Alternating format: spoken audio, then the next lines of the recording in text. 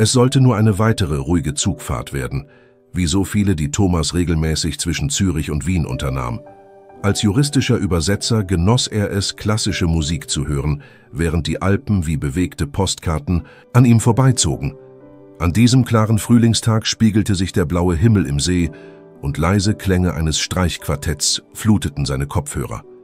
Alles war ruhig, bis der Koffer auftauchte. In Innsbruck stieg eine Passagierin hastig aus und vergaß einen knallroten Koffer im Gepäckfach über den Sitzen. Thomas, der gegenüber saß, bemerkte das Gepäck, als der Zug weiterfuhr. Er wollte den Schaffner informieren, zögerte jedoch. Vielleicht war es die Farbe des Koffers, so auffällig, so neu, oder der goldene Schmetterlingsanhänger, der seine Neugier weckte. Thomas wartete einige Minuten, sicher, dass niemand zurückkommen würde. Der Koffer war abgeschlossen, aber ein halb abgerissenes Namensschild verriet noch Fragmente. Edanna und eine teilweise verwischte Adresse in Wien. Etwas in ihm flüsterte, dass er ihn mitnehmen sollte. Vielleicht sind wichtige Dokumente. Darin, dachte er. In Wien angekommen, meldete er den Fund der Bahnhofsaufsicht. Doch als man ihm sagte, dass der Koffer ins zentrale Fundbüro käme und nach Monaten eventuell vernichtet würde, traf er eine andere Entscheidung. Als Übersetzer hatte er viele Kontakte in der Stadt und wusste, dass er die Besitzerin finden konnte. Was er nicht wusste: Das Öffnen dieses Koffers würde sein Leben für immer verändern. Zurück in seiner kleinen Wohnung im Wiener Bezirk Josefstadt stellte Thomas den Koffer auf den Tisch. Das Schloss war simpel, ein aufgebogener Büroklammer reichte, ein leises Klick, innen alles ordentlich. Damenkleider, ein Parfümfläschchen, ein französisches Rezeptbuch mit handschriftlichen Notizen und dann die schwarze Mappe. Sie lag unter einem doppelten Boden, gut versteckt. Beim Öffnen raste sein Herzfotos, alte Bilder, teils schwarz-weiß, stets dasselbe Paar. Lachend vor Wahrzeichen in Paris, Rom, Marrakesch. Doch in jeder Aufnahme war das männliche Gesicht mit blauer Tinte durchgestrichen. Nur die Frau, jung und sanft lächelnd, blieb unberührt. Auf einem Bild war ein blondes Kind mit braunen Augen zu sehen, lachend zwischen den beiden, hinter den Fotos. Eine Geburtsurkunde, Name des Kindes, Thomas Emil Danner. Die Mappe fiel ihm aus der Hand. Sein Familienname war immer Reinhard gewesen, so hatte es ihm seine verstorbene Mutter erzählt. Sein Vater, sagte man, sei früh gestorben. Doch nun bezeugte dieses Dokument etwas anderes, österreichische Geburtsurkunde. Mutter Elise Danner, Vater Franz Weißenberg. Sein Weltbild geriet ins Wanken. Wer waren diese Menschen? Warum trug er ihren Namen? Und wie kam es, dass dieser Koffer mit diesen Dokumenten just in seinem Zug, in seinem Waggon zur gleichen Zeit auftauchte? War das Zufall? Oder hatte jemand ihn zu dieser Entdeckung geführt? In den nächsten Tagen begann Thomas auf eigene Faust zu recherchieren. Bald fand er heraus, dass eine gewisse Elise Danner in einem Pflegeheim bei Graz lebte. Unruhig und getrieben vereinbarte er einen Besuch unter dem Vorwand, ein Buch über Erinnerungen älterer Generationen zu schreiben. Am Eingang des Heims sah er sie, graue Haare, dieselben braunen Augen, sein Spiegelbild in älterer Form. Sie erkannte ihn, bevor er etwas sagte. »Du bist Thomas, mein Junge?« Mit zitternder Stimme erzählte Elise ihre Geschichte. Sie wurde gezwungen, ihn als Baby zur Adoption freizugeben. Franz, sein Vater, war spurlos verschwunden.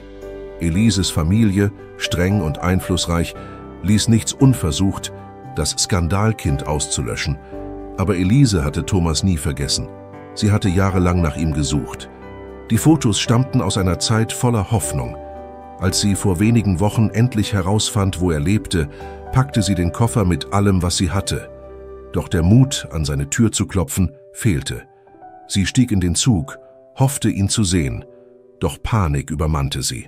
Kurz vor dem Moment der Wahrheit stieg sie aus, vergaß den Koffer oder ließ ihn absichtlich zurück.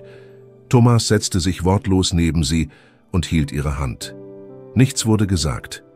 Alles wurde verstanden. In den kommenden Monaten besuchte er sie, jedes Wochenende. Sie kochten zusammen, ordneten alte Fotos, lasen Briefe. Er wusste nicht, ob er verzeihen konnte, aber er wusste, in der roten Reisetasche und den vergessenen Erinnerungen wuchs etwas Neues. Thomas begann, ein Buch zu schreiben. Der Koffer, der mich fand. Eine Mischung aus Memoiren, Fiktion und realen Dokumenten. Der Verlag liebte es. Ein Filmstudio meldete sich, aber mehr als all das hatte Thomas sich selbst wiedergefunden. Er hatte gelernt, dass selbst alltägliche Wege zu ungeahnten Wahrheiten führen können, wenn man nur hinschaut. Und du? Was würdest du tun, wenn du herausfindest, dass dein ganzes Leben auf einer Lüge basiert? Hättest du den Mut gehabt, diesen Koffer zu öffnen? Beim 3. Besuch im Pflegeheim kam Thomas früher. Er brachte weiße Lilien mit, Elises Lieblingsblumen, und ein in blaues Leder gebundenes leeres Buch. Ein Geschenk für sie, ein Tagebuch. Wenn du dich bereit fühlst, Mama. Schreib hier alles auf, was du erlebt hast. Auch das, was du mir noch nicht erzählen willst. Sie nahm das Tagebuch behutsam in die Hände, strich mit ihren faltigen Fingern über das Leder. Ihre Augen füllten sich mit Tränen, doch sie nickte, leise. Eine Woche später, als Thomas zurückkam, lag das Tagebuch auf dem Bett. Die ersten Seiten waren mit zittriger, aber fester Handschrift gefüllt. Er setzte sich direkt daneben und begann zu lesen. Wien, Juni 1984. Ich war mit dir schwanger und lebte über einer kleinen Bäckerei. Dein Vater Franz wollte, dass wir fliehen, weit weg von seiner Familie und ihren Zwängen. Aber an diesem Morgen ging er zur Arbeit und kam nie zurück. In der darauffolgenden Woche erhielt ich einen Brief von seiner Mutter. Sie schrieb, Franz sei für immer gegangen und ich solle ebenfalls verschwinden. Man zwang mich, Dokumente zu unterschreiben, ohne zu wissen, was sie bedeuteten. Als ich es verstand, warst du mir schon aus den Armen genommen worden. Thomas, ich starb jeden Tag ein bisschen seit diesem Moment. Ich lebte nur noch, um dich eines Tages wiederzufinden. Diese Worte berührten Thomas auf eine Weise, die er nicht beschreiben konnte. Er begann intensiver zu forschen, wer Franz Weißenberg wirklich gewesen war. Zu seiner Überraschung fand er den Namen in alten Archiven als Mitarbeiter der österreichischen Botschaft in Berlin.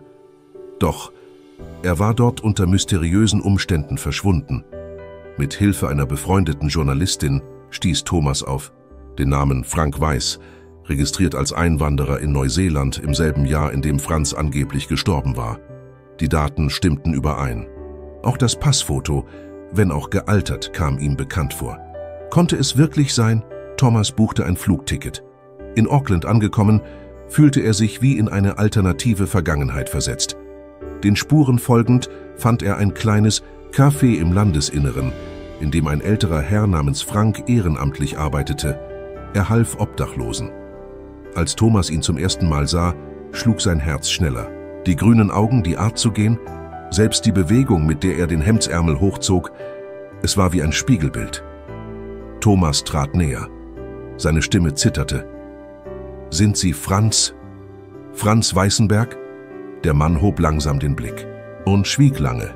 Dann murmelte er, »Dieser Name wurde vor langer Zeit begraben.« Frank oder Franz erzählte seine Version. Er sei aus Angst geflohen. Sein Vater wollte ihn von Elise trennen, drohte mit dem Ende seiner Karriere, seiner Ehre, seines Lebens. Sogar Elise wurde bedroht. Franz entschied sich zu verschwinden, in dem Glauben, er schütze damit beide. Ich war feige, Thomas. Ich wählte die Flucht statt den Kampf, aber kein einziger Tag verging, an dem ich nicht an euch dachte. Thomas sah ihn an. In seinem Blick mischten sich Wut, Trauer und Mitleid. Sie hat auf dich gewartet. Und dich nie vergessen, sagte er nur. Thomas kehrte nach Wien zurück mit einer Entscheidung. Elise musste die Wahrheit erfahren. Doch im Pflegeheim empfing ihn eine Nachricht, die ihn verstummen ließ. Elise war 2 Tage zuvor kollabiert und im Krankenhaus. Am Krankenbett hielt er ihre Hand. Bitte, Mama. Ich habe Papa gefunden. Ihre Augen öffneten sich langsam. Ein schwacher Hauch entwich ihren Lippen. Geht es? Ihm gut? Ja, er möchte dich sehen. Elise schloss die Augen. Eine Träne rollte über ihre Wange. Dann hat sich das Warten gelohnt. Franz kam eine Woche später nach Wien. Das Wiedersehen der beiden fand in einem stillen Garten des Krankenhauses statt. Sie sahen sich lange an, sagten kein Wort. Erst die Hände fanden einander. Die Worte kamen später. Thomas beobachtete aus der Ferne. In diesem Moment verstand er, die Vergangenheit, so zerbrochen sie auch sei, lässt sich mit Zeit, Wahrheit und Liebe wieder zusammensetzen. 1 Jahr später wurde das Buch »Der Koffer, der mich fand« veröffentlicht. Das Video, in dem Thomas den Koffer öffnet, ursprünglich nur als persönlicher Moment festgehalten, ging viral. Es wurde auf Dutzenden Kanälen gezeigt und schaffte es in internationale Zeitungen. Die Geschichte berührte Millionen. Der Verlag erhielt tausende Briefe von Lesern, die ihre eigenen Erlebnisse von Wiedersehen, Vergebung und Entdeckung teilten. Ein schwedisches Filmstudio sicherte sich die Rechte für eine Verfilmung. Heute lebt Elise mit Thomas in einer Berghütte in Hallstatt. Franz besucht sie regelmäßig. Gemeinsam pflegen sie einen kleinen Garten mit Lilien und Hortensien. Thomas schreibt weiter: Geschichten über das Leben, wahre Geschichten, Geschichten wie seine eigene. Und sie alle beginnen mit einem roten Koffer, vergessen in einem Zug, der vielleicht gar nicht vergessen wurde. Glaubst du an Zufall oder an Schicksal? Und was, wenn der Koffer mit Absicht dort gelassen wurde, damit all das endlich geschehen konnte?